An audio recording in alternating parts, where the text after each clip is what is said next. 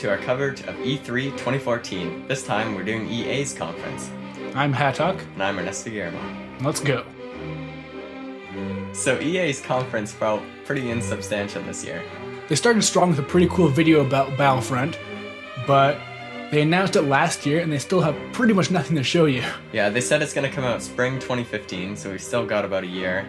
And it's just like some pre-renderings of things and not really anything substantial to show. They did talk about how they went back and looked at actual movie props from the movies and they're using that to make their models, so that's kind of cool. But And the stuff they showed does look really impressive, and all the animations they show, what little there was, were really good.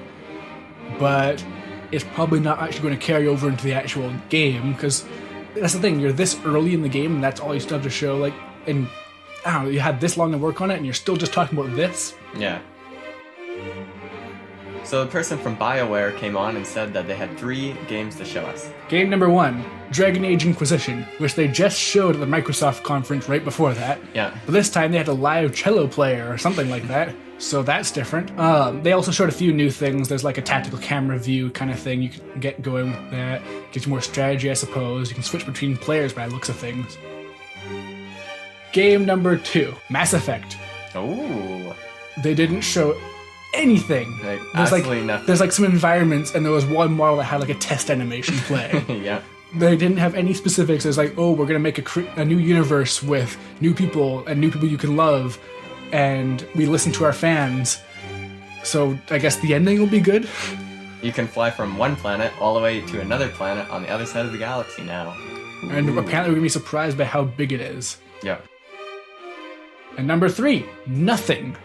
Literally nothing. They said they have a new IP in the works, and it's crazy how you have to make the environments, and that's it. They showed some vague screenshots that show nothing, and that's it. That's the new IP. As spitting Knights of the Republic. Next up, they showed us Sims 4 and all the advances that brings us. This many. Yeah. Now your Sims are way more personable. They're actual people. For instance, this one Sim likes soccer. Ooh. Or this Sim has a wacky side. Or this Sim likes books. Yeah. These are characteristics. These are personalities. It really makes it so that each Sim is their own individual person with their own stories. And we have a story, don't we? Oh yeah, they showed us how personable you can make them. So they had a guy... it's just such a stupid... So an example of the story that they showed us at the conference that you could make your Sims have, they had a guy go over to old lady and read her a poem. But the poem was so bad that she started attacking him and beat him up, and so he was feeling really depressed because he got beat up by an old lady. So you had a party. Yeah, so we threw him a party, and he was still not really that happy, and he was starting to feel better, but then the old lady showed up, and she was still like, pissed off at him for some reason. Because the poem. It was that bad. The next day she was still mad. So they showed that you can bring in other people's Sims. So online, someone makes a Sim, you can send it into your game, and this person started playing piano, and your guy got so happy that he laughed himself to death and actually died. That was the end. Yes. So yeah, that's great storytelling in The Sims. Amazing new revolutionary personalities. Things that carry over from one day to the next. Yep. Sims that can die. This really has changed a lot since Sims 2. And then came the sports. EA's forte. We had UFC, FIFA, NHL, and Madden, all new games, all coming out this year, and they didn't really show anything about that, so... Just a bunch of close-ups of all the different sports players, and talking about how football is an American drama or something like that. And it's like TV, because really I guess that's where all the TV went from the Microsoft conference. Yeah. And then they showed a new PGA Tour game, and there's normal maps from actual courses, and then there's these like funky weird maps, like you're playing golf in the middle of a battle zone. Like literally a battleship comes and crashes into the hole you're golfing on. And Criterion announced a new racing game. They didn't tell us a name or anything about it, except it's gonna have ATVs and helicopters. It's very revolutionary. They just showed some pre-game kind of footage, some early renderings that didn't even have color.